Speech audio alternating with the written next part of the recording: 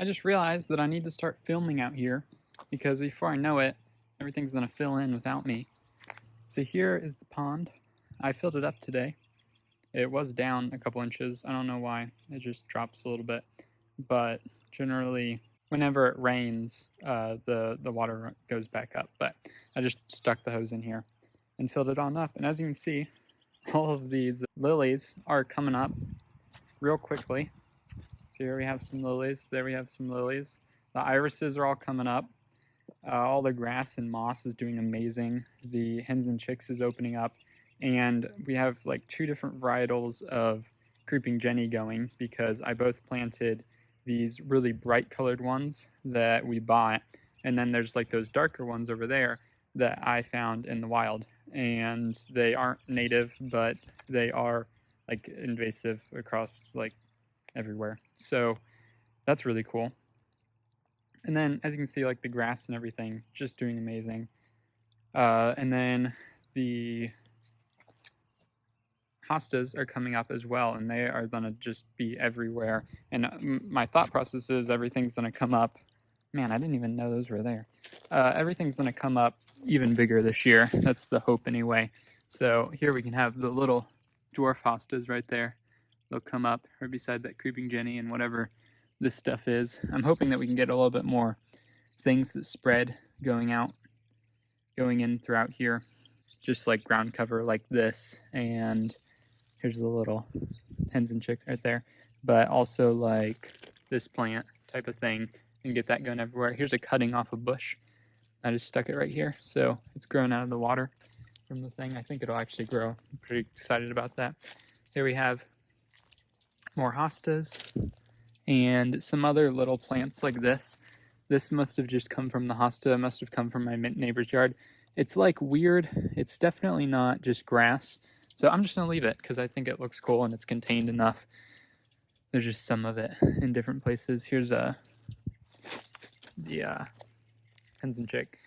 This is more like weed stuff, so I need to pull all that out because I'm not too fond of this stuff, but some reason it like grows crazily everywhere. So here we have another hosta. I think where's the dwarf hosta? Maybe this is the dwarf hosta. I'm not sure which is which, but we have one of them here that it looks like it's coming up, and I don't think it was that big that last year.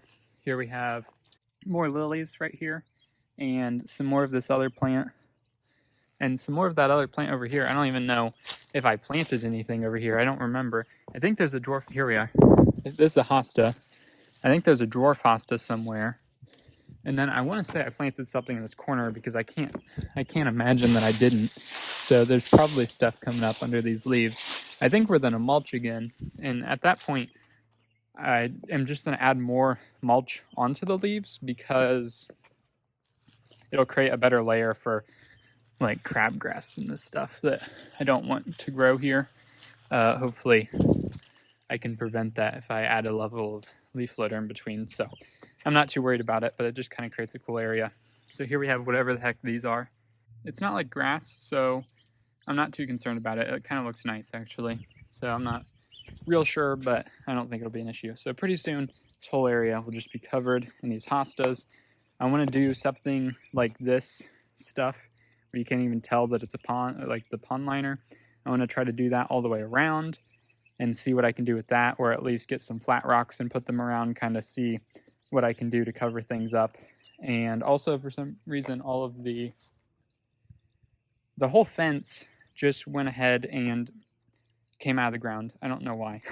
So you can see like all of the turtles could just escape underneath now. So I just need to go around with like a sledgehammer and get it back down in there. And then I think everything will be good to go. But here we have this really cool log that I found, or this right there. And I'm not sure where it's going. It's been sitting there.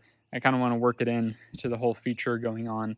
But as you can see here, I definitely need a lot more mulch going on to kind of cover everything up. And along this area, we kind of have the remnants of different pieces of things from last year. But I don't think it's the biggest deal. As I said, it kind of works in my opinion. So I'll kind of let it happen. But what I'm hoping is eventually all of these lilies and hostas will really fill in like they do over here.